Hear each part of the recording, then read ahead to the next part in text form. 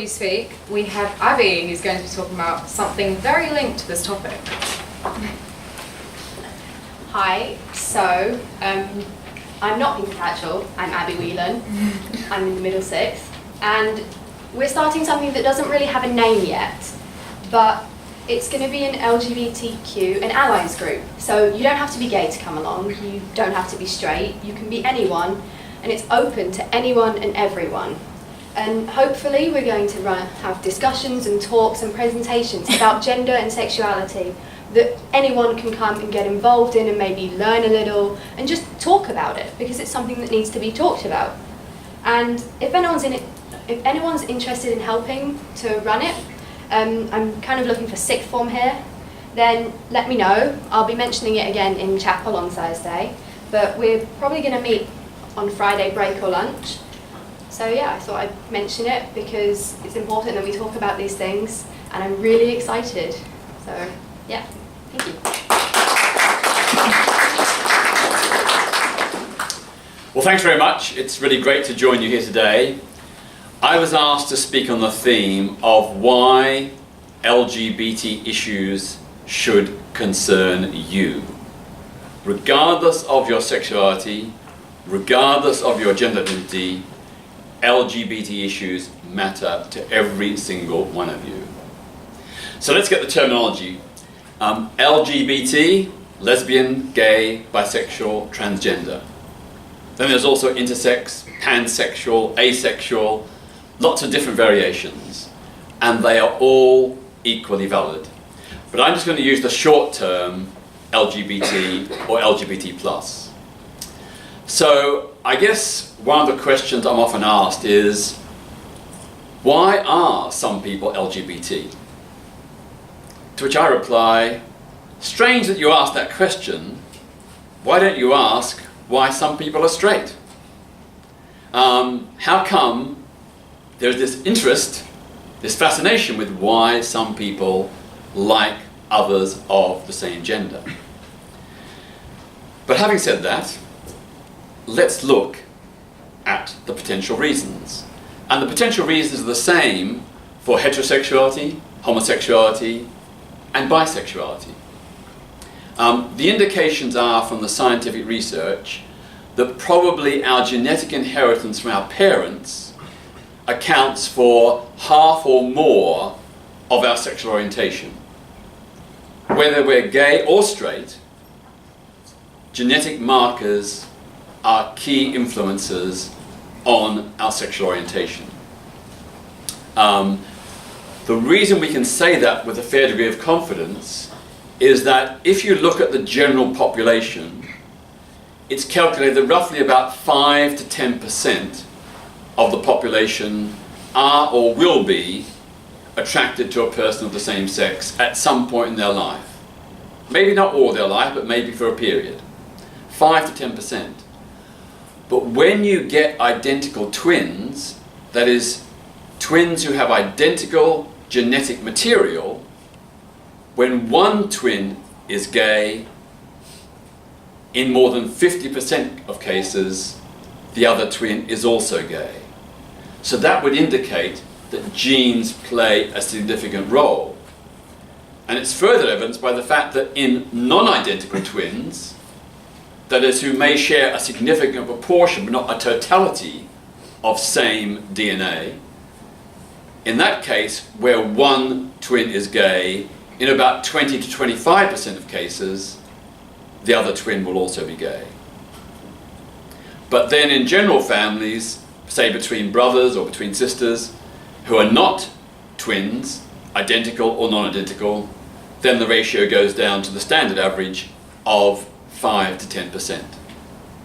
So that's pretty strong evidence that genes play a very major significant role in both heterosexuality and homosexuality. But the other big factor is hormones in the womb. When we are a fetus in our mother's womb, hormones in the womb will also impact on our sexual orientation or gender identity. And how do we know that? Because we can see differences in physical attributes between heterosexual men and gay men, and between heterosexual women and gay women. So, for example, when it comes to finger ratios, the ratio between this finger and this finger, this finger, the index, and the ring finger, it is on average different between gay and straight men. And we know that this ratio is influenced by hormones in the womb. So, for example, when it comes to gay and bisexual men, on average there will be a different ratio and proportion of size between these two fingers. But it's only an average. So, for example, I'm gay, but my ratio indicates that I'm supposed to be straight. So it's only an average, it's not a cast iron universal rule. We also know, if we can get a little bit explicit, and I hate to embarrass our straight friends here, but on average, gay men have larger penises. When it comes to women, on the whole, lesbian women tend to have a larger body mass than straight women. They also have differences in their auditory capacity. So there are certain indicators in their hearing which are different from straight women. And again, penis size, body mass, auditory perception, finger ratios, these are all things that are influenced by hormonal factors in the womb. And then if you add on top of that, cultural expectations are also a very significant factor. So it's very likely that if we lived in a completely non-homophobic, non-biphobic, non-transphobic society, a much higher proportion of the population would have same-sex attraction and experiences.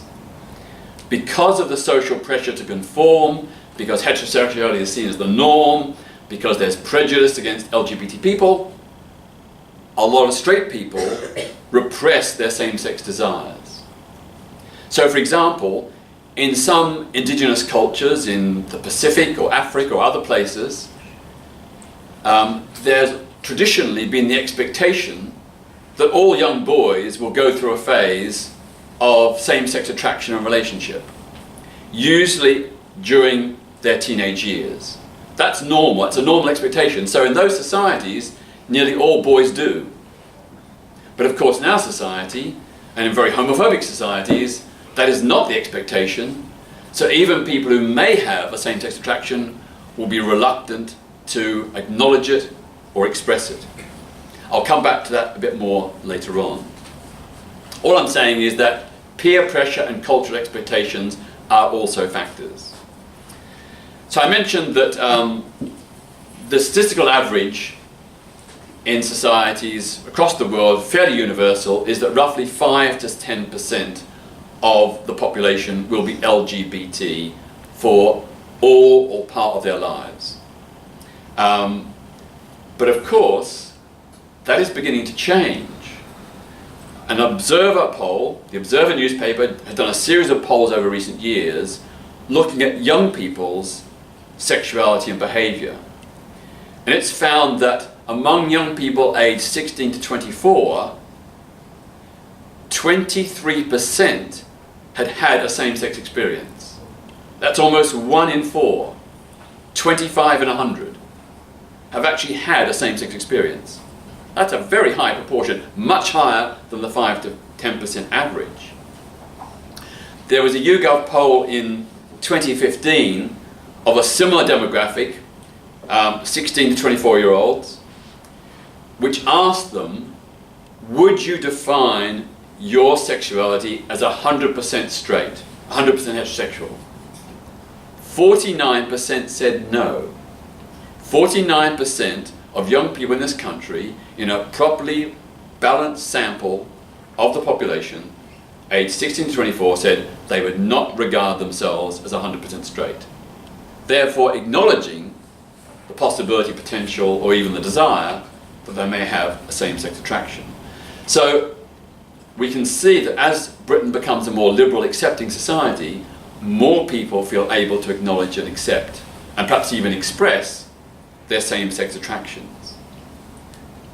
Now let's look back at the history of all this. Way back, well over a century ago, the great psychoanalyst Sigmund Freud theorized that homosexuality and bisexuality, as well as heterosexuality, were part of the natural human constitution. That if it wasn't for religion and cultural pressure, peer pressure, then everybody would acknowledge and potentially express both opposite sex and same-sex attraction. He was based on his studies of his patients. He was surprised how many, under intensive counselling and analysis, did admit to having same-sex attraction. So he concluded that bisexuality is constitutional to the human condition, that we all have a bisexual potential. Then in the 1940s, Sigmund Freud was further developed by Dr. Alfred Kinsey in the United States, who did a massive survey of both male and female behavior. And in these studies, which involved thousands and thousands of men for one study and thousands of women for the other study, he found that far from being two mutually exclusive sexualities, heterosexuality and homosexuality, sexuality was actually a spectrum where people had a mix. The average person had a mix of both heterosexual and homosexual desires. So he was suggesting that no one or very few people are 100% straight or 100% gay. And he found that of men that he surveyed, and I think he surveyed nearly 20,000 men, he found that nearly 40% had had a same-sex experience to the point of orgasm. Nearly 40%. In some cases it was only just a one-off experience, but nearly 40%. He found that 25% had significant and ongoing same-sex attractions and experiences. He found that 50% had homoerotic desires, many of which they had not acted upon, but they had them there and they acknowledged them.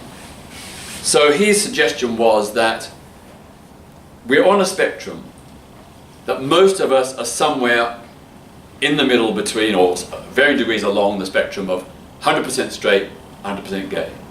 Now, of course, there are some people who are totally straight and totally gay, but they're a very small minority.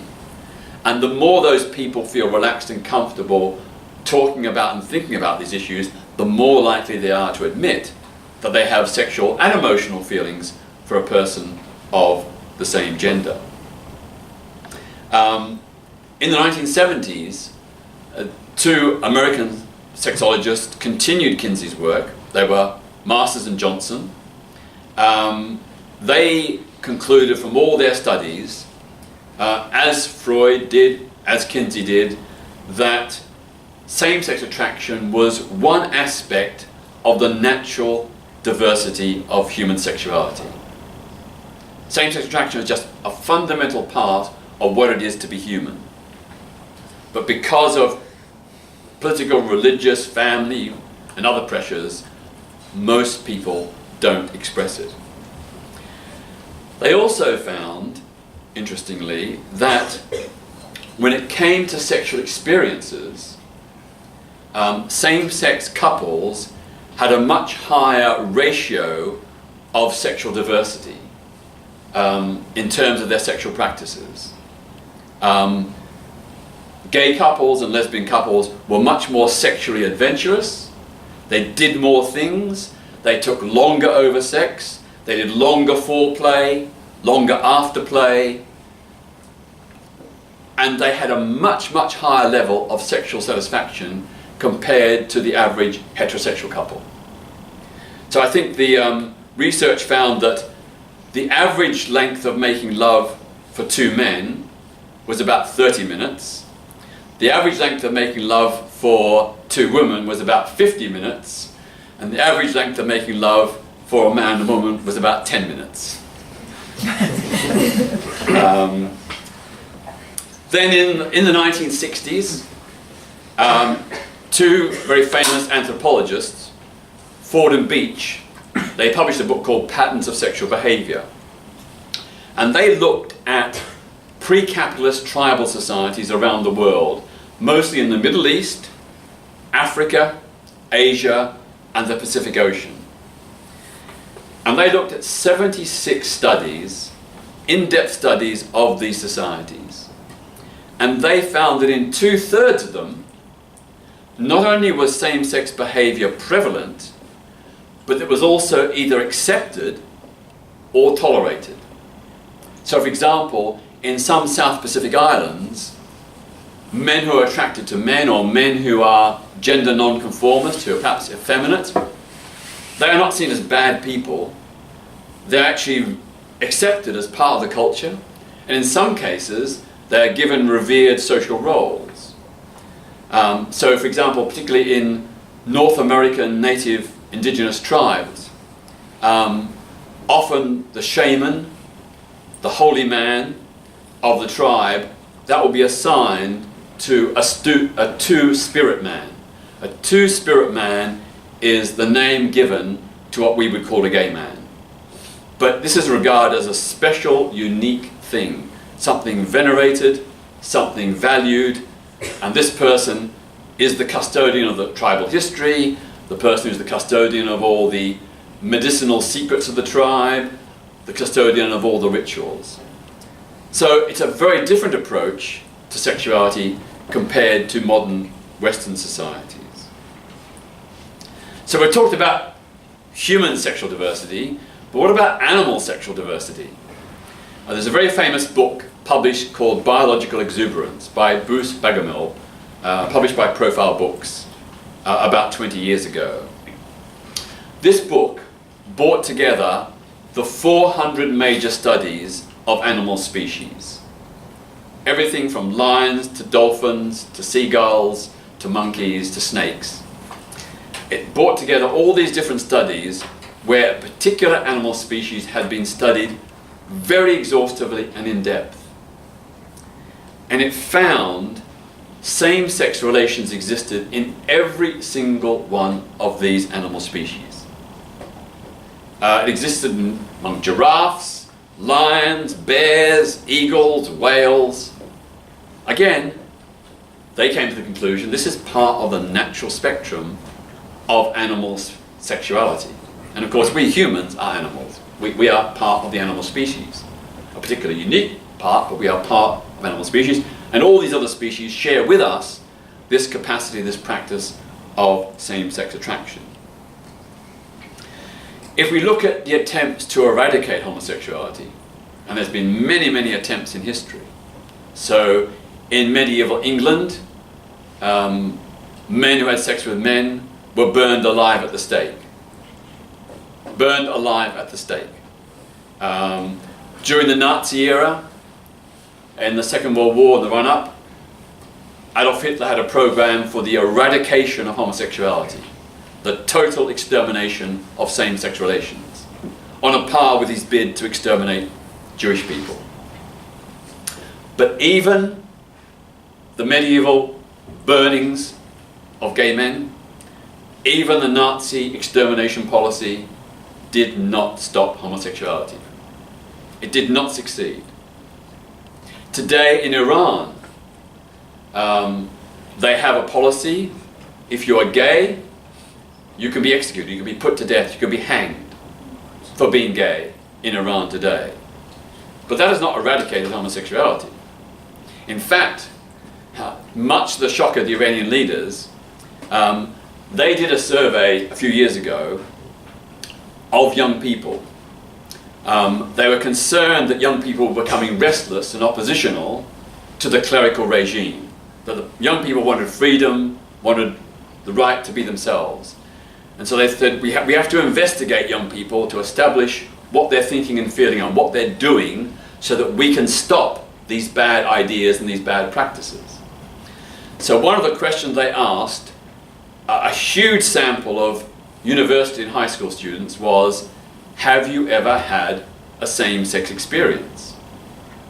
Now at this time, the then president of Iran, President Mahmoud Ahmadinejad, went to the United Nations and claimed there were no gay people in Iran. That they would be killed if they were found, but there were none. But much to the shock of the researchers, they discovered that 17% of Iranian high school students and university students said they'd had a same-sex experience. 17%, even though doing so carried the risk of arrest, trial, conviction, and execution. So you can see that attempts to eradicate homosexuality do not work. And if this was just something, of insignificance, of course the repression would work. Of course homosexuality wouldn't survive.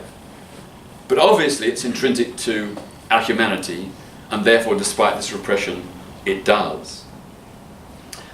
Even today there are attempts in this country and other countries to so-called cure homosexuality. Most of these are driven by religious fundamentalists who think that you can pray away the gay, or you can do an exorcism to get rid of homosexuality, and so on. Again, it doesn't work. It's hugely damaging, and it doesn't work. I used to work about 30 years ago with an organisation called the Courage Trust. Well, I say work with, I actually worked against them. They were Christian fundamentalists who regard homosexuality as a terrible sin. And their objective was to take gay men and turn them straight. So they had a program where they had safe houses dotted around the country where a person who was gay would reside for several months. And in these safe houses, no one was allowed to be in a room with another person of the same gender unsupervised. So they were basically under surveillance by other people, mostly staff, pretty much 24 hours a day. This was so extreme that, for example, one of the houses was in Hertfordshire, and some of the people in these houses had family living on the south coast in Southampton and places like that. And every now and then they were allowed to go home for a weekend to visit their family. But the Courage Trust insisted they were not allowed to travel through London because it was regarded as a den of homosexuality, that people might be tempted if they travelled through London to go to a gay bar or club. So they have to construct a very convoluted route to get to Southampton without going through the obvious route, down to London and then to Southampton. Anyway, the Courage Trust tried these conversion therapies for 20 years. And then, to their great credit, they had a moment of realization. Firstly, it wasn't working. And secondly, it was actually causing people great sexual and emotional harm. People didn't get cured of their homosexuality. They did suppress it somewhat. But they felt unhappy, they felt miserable, they got depressed, some of them even became suicidal. So in the end, the Courage Trust said, we've tried this, it doesn't work, it causes damage, we're going to stop. We're now going to help people come to terms with their sexuality. And that's what they do today. Instead of trying to cure the gay, they help gay people adjust and accept themselves. So it's a great example of a positive change of policy. I don't know if you're all familiar with the statistics in schools. The national survey of LGBT kids across Britain has found that 45% have been bullied at school. Mostly bullied by other pupils, but sometimes even by staff members. This ranges from name-calling to threats, menaces, and even actual physical assaults. 45%.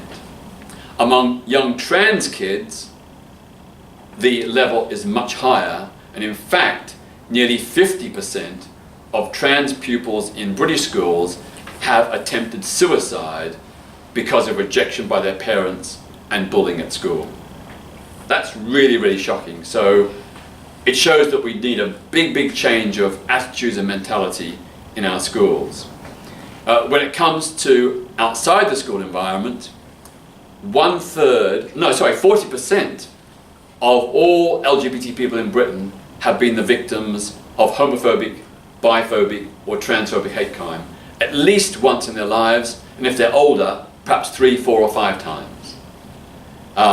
People get beaten up coming out of gay clubs, get beaten up outside their homes, get beaten up in the street, going to the shops. 1/3, that's nearly 1 million LGBT people who've been victims of anti-LGBT hate crime.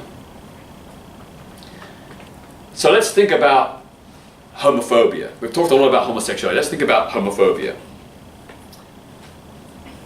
People often ask, why are people homophobic? It's a very interesting question. Instead of asking why are people gay, why are people homophobic?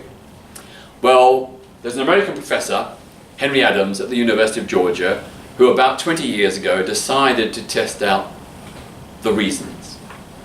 And he based his premise on some ideas that Sigmund Freud had, that often we displace and project onto other people our own internal fears that we can't accept. So if we're afraid and fearful of something, and we think that we might be gay, we actually turn that around and express that as hatred of other gay people.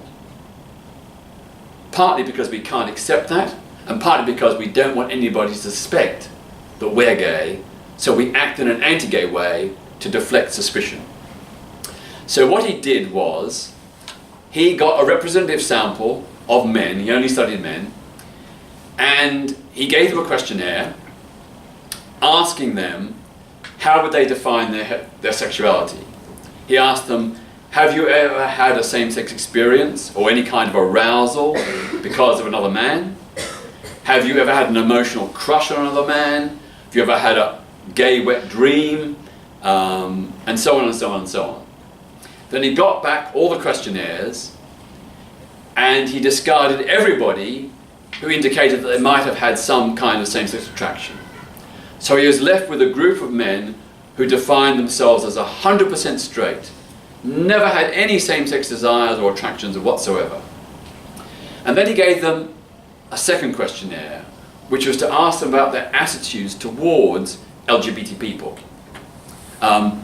What would you do if your son or daughter was gay or lesbian? Do you think that trans people should have equal rights?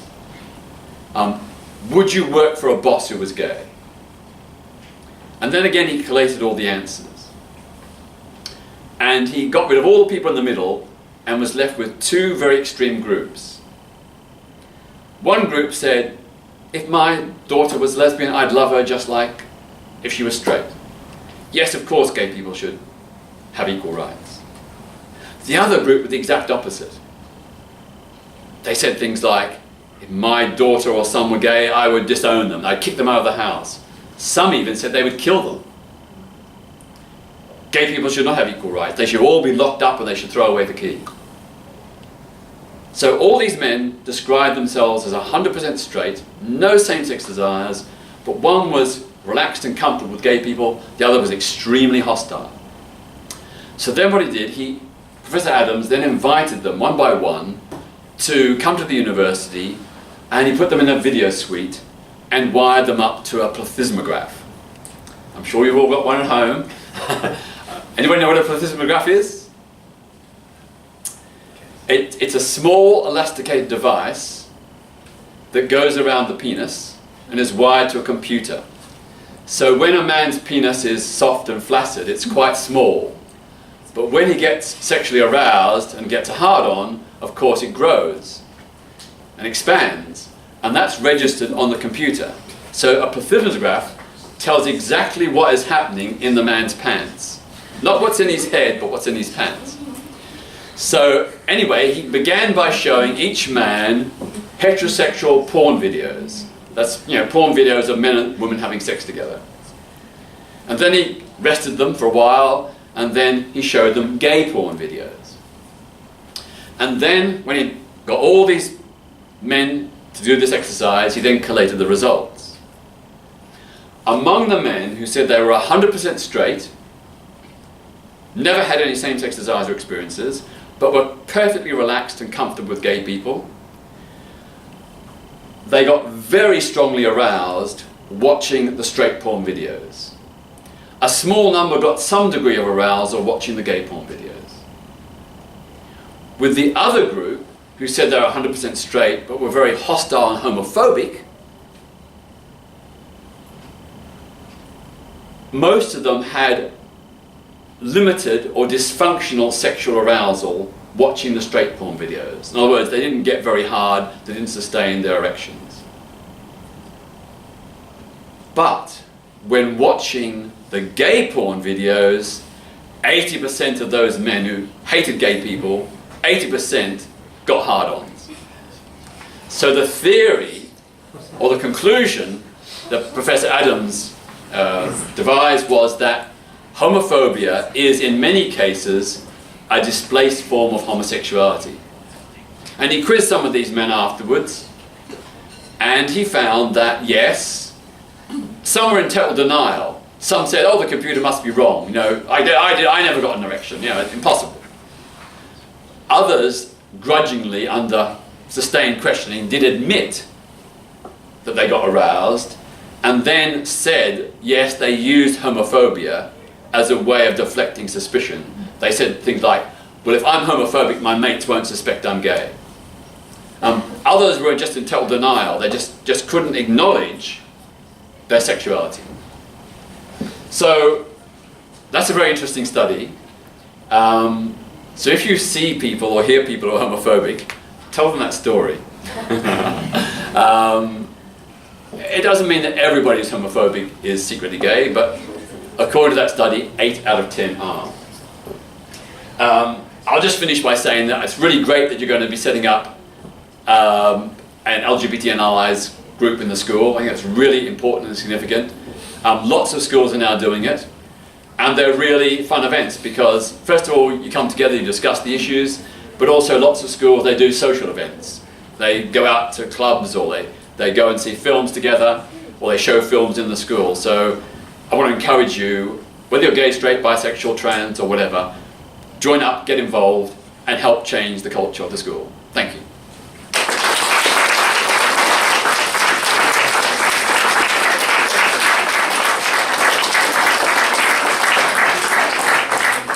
Thank you for that really great speech. Is there any questions? I mean, there was questions, contributions, criticism. Yeah. If you disagree. Yeah, if anyone had any thoughts about that. I mean, there's a lot of people here. Sure, Mr. Mays. So, obviously, society's moved on a lot within the last 10 years. What, in your view, is still left to do?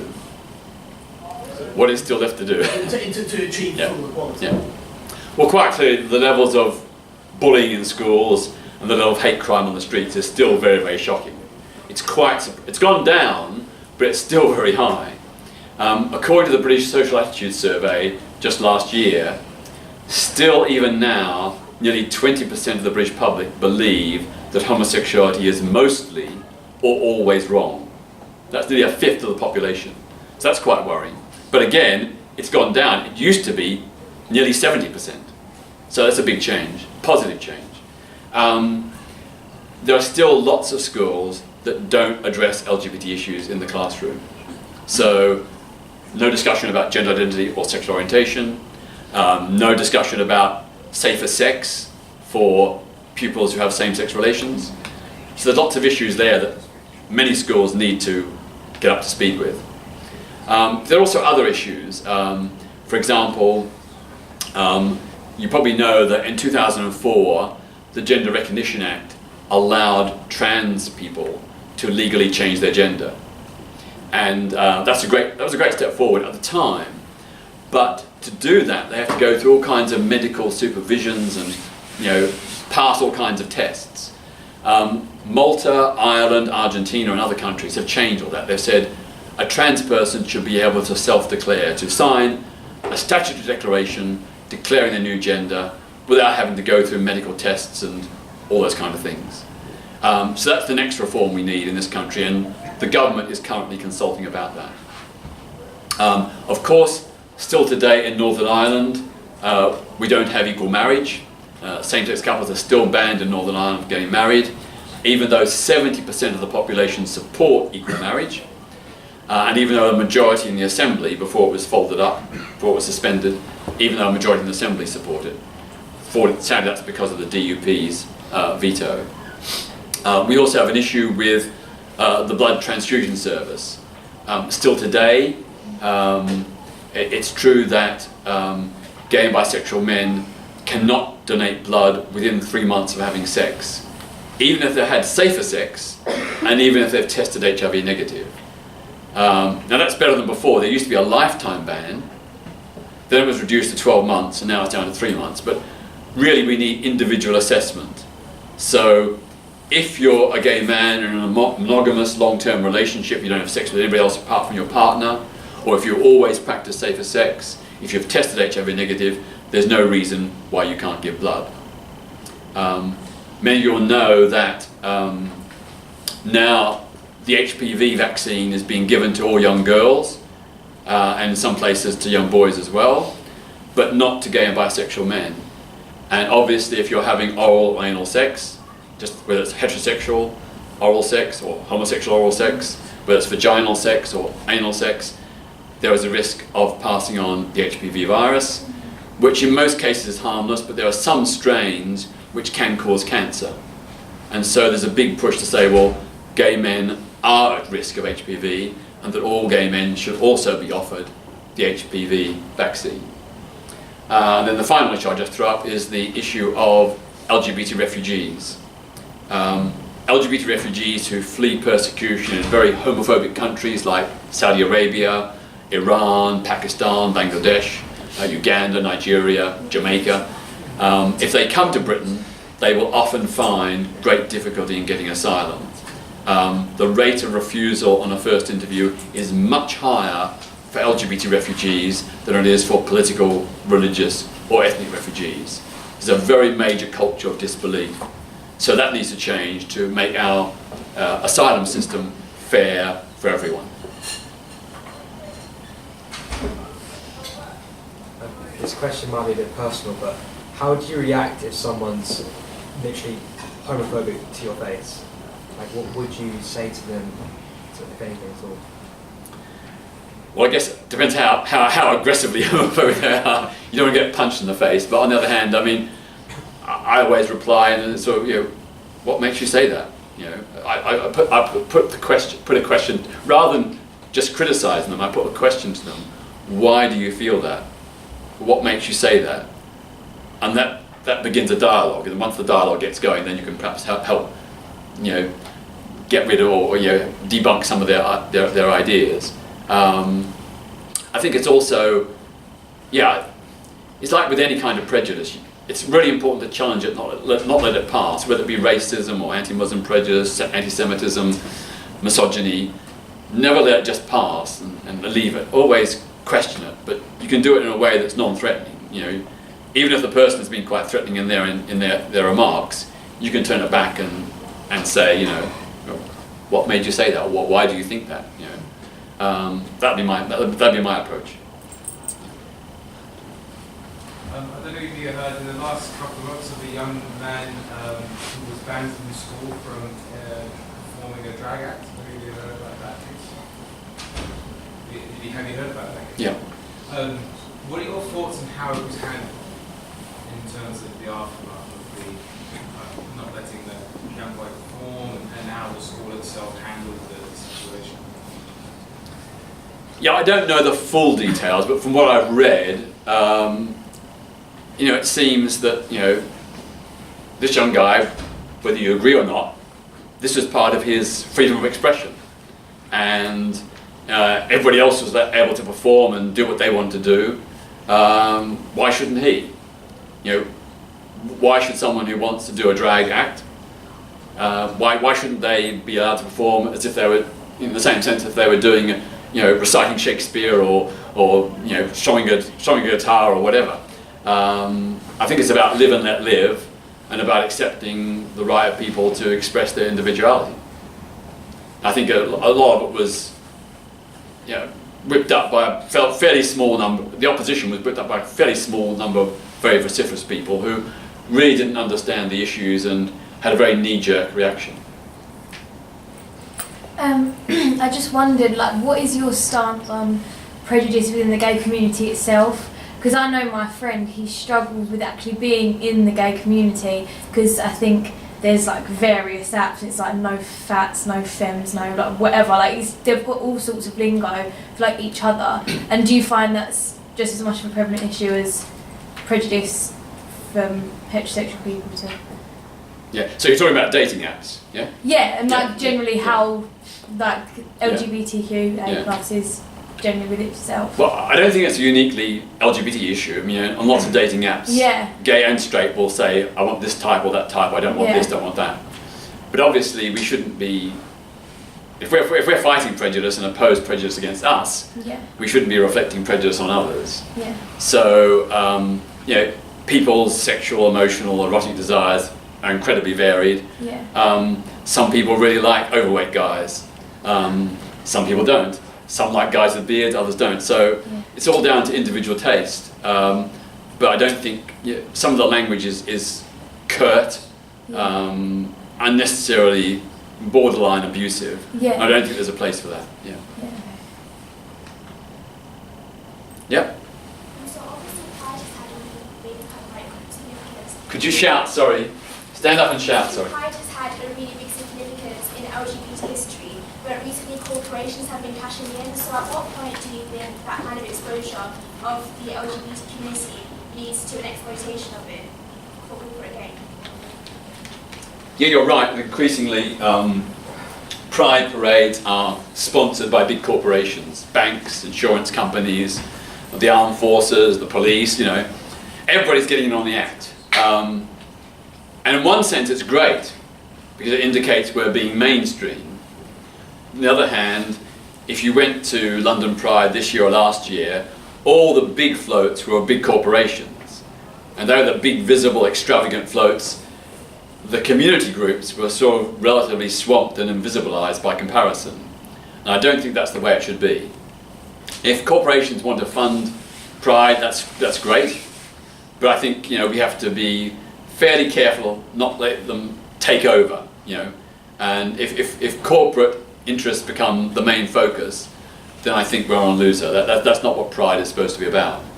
When I organised helped organise the first Pride Parade in Britain in 1972, there was no corporate sponsorship.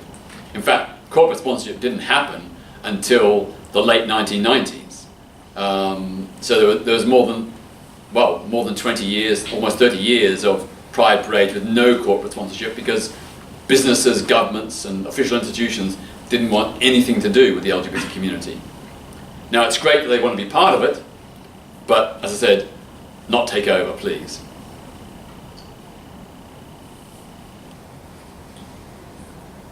You put forth the concepts that we're all on a spectrum. Could you shout, sorry? Sorry, you put forth the concepts that perhaps we're all a percentage heterosexual or homosexual. Do you think if that's the case, there's no point using labels such as heterosexual or homosexual if we're all somewhat together? Well, I guess when there is prejudice, you have to name it and you have to defend your right to be. So historically, black people and Asian people have had to defend their right to be an ethnic minority, to be proud of their history, culture and heritage, and to assert their place in our society. If eventually racism and homophobia and misogyny decline, then you're right. In the end, these labels won't matter because no one will care, because everyone will treat everybody else with respect and equality. So that's, to me, the ultimate goal. In fact, I wrote an essay about 30 years ago saying, my ultimate aim is the abolition of the homosexual. By which I didn't mean the eradication or the extermination of gay people, but just the label would cease to matter in a non-homophobic society. And that we could be humans. I'll give you an example. In 1976, I went to China when Mao Zedong was still alive during the Cultural Revolution. This was the height of the Cultural Revolution. Of the many things that struck me was I didn't really notice gender. Because in those days in China, everybody wore the same clothes or similar clothes. Most people wore blue Mao suits, which were all very, very similar cut, pattern, design. Some had slightly different but you didn't, because men and women dressed the same, you didn't see gender, you just saw the person. I thought, wow, this is a glimpse of what the future could be, where we don't see gender, we see the person. And I guess it's the same with LGBT, you know. We want to work for a society where those labels become redundant, where sexuality and gender identity just don't matter, because everybody has the attitude, live and let live. There's a growing number of stories about people who are transsexual from a very young age. And my question is, do you think that parents should raise their children acknowledging their sex, or they should just be gender neutral? I think it's very important to listen to young people and their feelings and what they express. Given the scale of prejudice in our society, no young person would voluntarily admit, well, very few young people would voluntarily admit to being gay or trans or bisexual at an early age, because they would understandably fear negative reactions and disadvantage. So when a young person is expressing, you know, feelings that they're trans, you know, parents, siblings, schools should acknowledge and listen to that. And we should be understanding and accepting and, you know, make that person feel welcome, safe and included. Of course, you know, young people need, in those circumstances, they need counselling, support, they need to discuss these issues, because many don't really understand, they know what they feel, but they don't really understand the full implications. So all that should be discussed with them. But I think we do have to listen to young people. We have to hear their voices. Do you feel that lesbian and gay stereotypes are a big problem? Do I feel that lesbian and gay stereotypes? Stereotypes what heterosexual people would perhaps perceive to be just a stereotype. Yeah, I think there are a lot of LGBT stereotypes. So if you pick up a gay men's magazine like Attitude or Gay Times, you will see a very stereotyped view of a gay man, usually gym-honed, you know, very, very, perhaps not entirely macho, but, you know, masculine, and, you know, the pecs and the abs. Not everybody can do that. Not everybody wants to do that. Of course, I've got to admit that it can be quite attractive, but, you know, I don't think we should be judging people by their muscles or by their looks. I mean, character and integrity and personality are also very important. So, you know, there have been attempts recently with Attitude magazine. They did a series recently of diverse body types. You know, hairy guys, smooth guys, skinny guys, muscly guys, tall guys, short guys. You know, a whole range to try and say this is the spectrum of the LGBT community. In the same way, it's the spectrum of the straight community. You know, we all have incredible diversity in terms of our physicality, personalities, and so on. You know, I think it's really good to acknowledge that diversity and not be set on the stereotypes.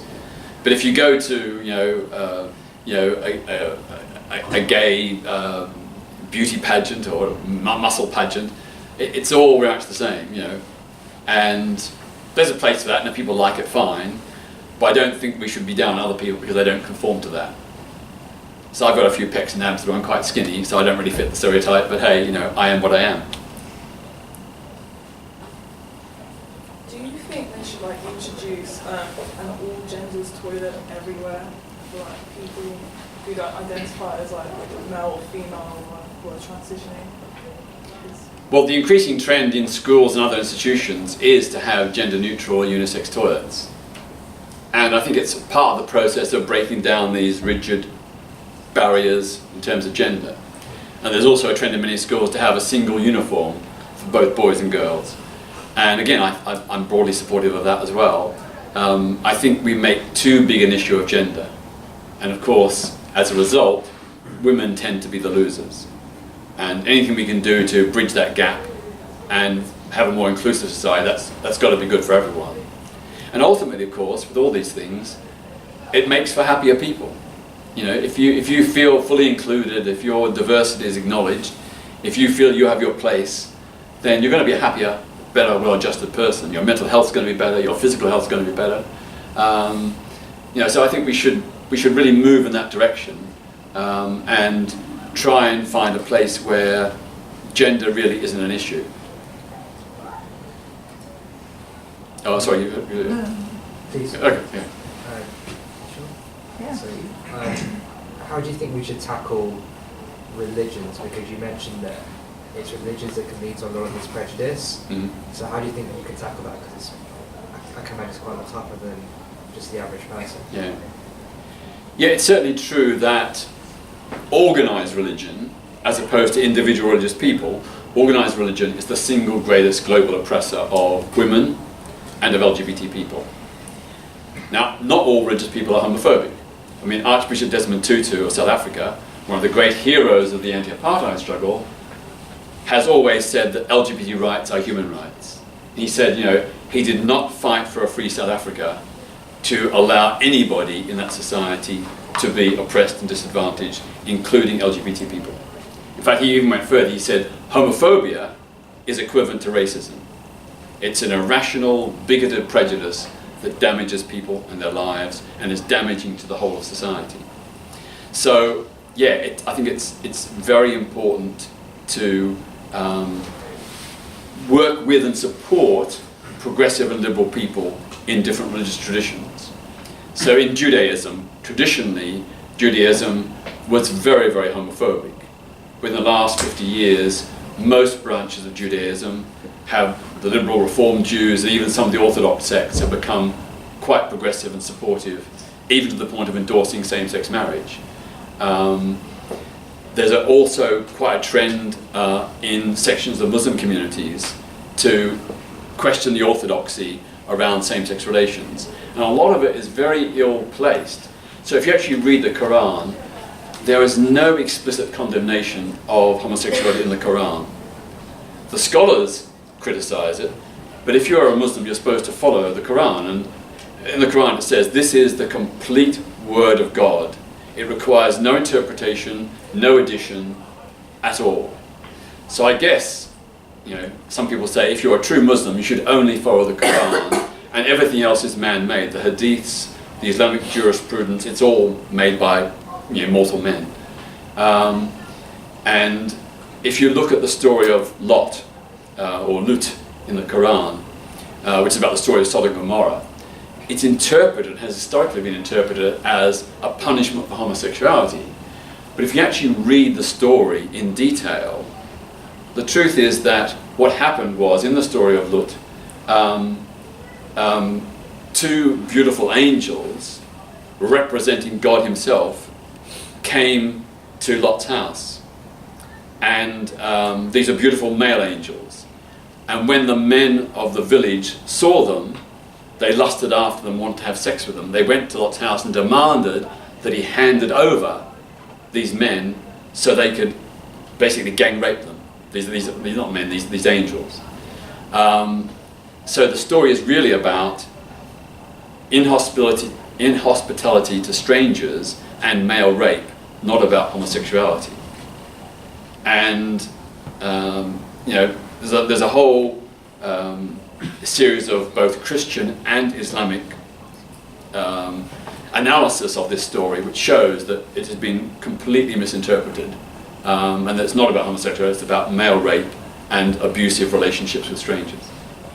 So yeah, we have to rethink the theology. And it's interesting how when same-sex marriage went through in Britain in 2013, when it went through Parliament, YouGov did a poll shortly before, and the YouGov poll found that 55% of people of faith in Britain supported same-sex marriage. 55% of religious people in this country supported same-sex marriage. So there is change going on, and I think we have to have dialogue, and we have to have discussion, we have to have engagement. And of course the single most important thing is for LGBT people within faith communities to come out. It's very difficult for them often, but if they come out, we know that a person who knows a gay person is much more likely to be sympathetic and non-prejudiced. So, for example, I have a Muslim friend who came out to his imam at his mosque. Initially the imam was very hostile, but this guy had the guts to continue the dialogue, And over time, that imam's attitude has completely changed.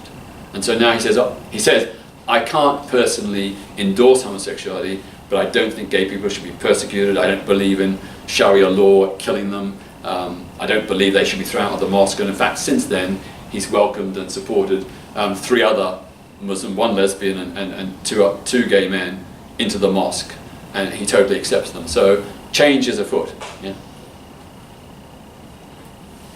Yes, at the back?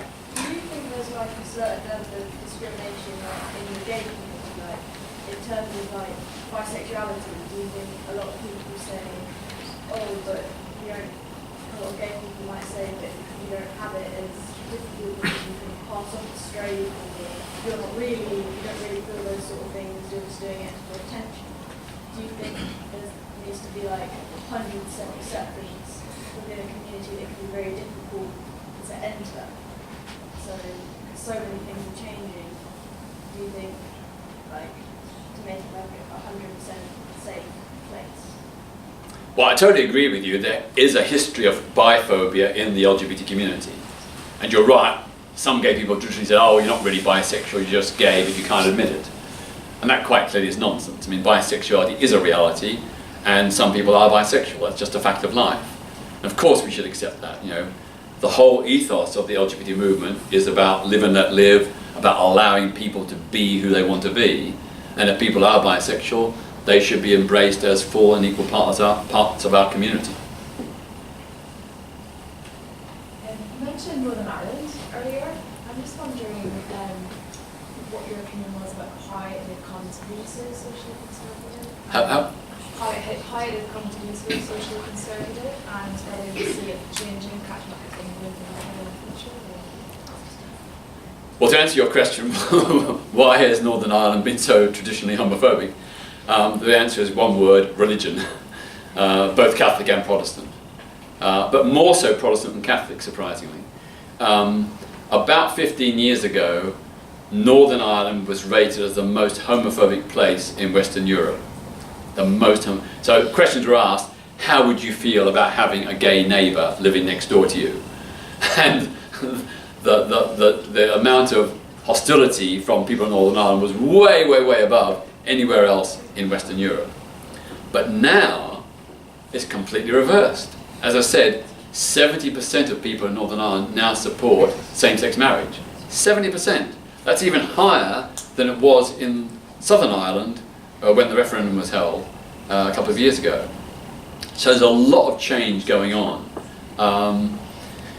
The main problem is the DUP, the dominant Protestant loyalist party there, which has fought every single gay rights reform for the last 40 years. In fact, they had a big campaign in the 1970s called Save Ulster from Sodomy. You know, when there was an attempt to decriminalise homosexuality in the north of Ireland, the DUP fought tooth and nail to try and stop it. They didn't succeed in the end, but you know, they fought, and they fought every other thing. You know, the right of same-sex couples to foster or adopt children. They opposed the repeal of Section 28.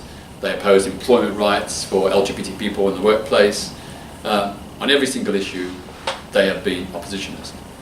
But even within the DUP, things are starting to change, and a lot of the grassroots members do not agree with the party's policy.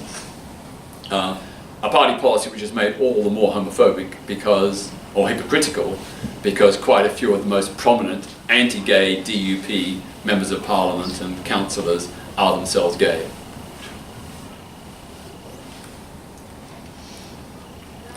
So at the beginning you mentioned how in the womb there might be developments that would lead someone to lead in either direction, to be like straight or to be LGBT. What are the like affecting factors that would like lead those effects to take those things to actually take place within the womb, or is that still a mystery? Well, what happens when a fetus is in the womb? Obviously, they're influenced. You know, the mother's blood is feeding the fetus, and the blood contains hormones, and various factors can change that hormonal balance.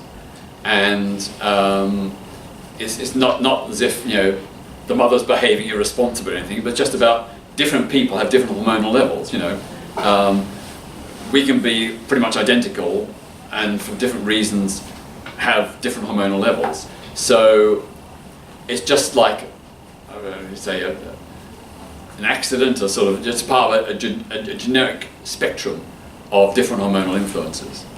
The full details are not yet entirely understood, but we know that all these things like penis size, finger ratio, auditory capacity, body mass index, and so on, they all are related, at least in part, to hormonal influences in the womb, and there is, on average, this clear differentiation between heterosexual and homosexual people. That's what we know so far.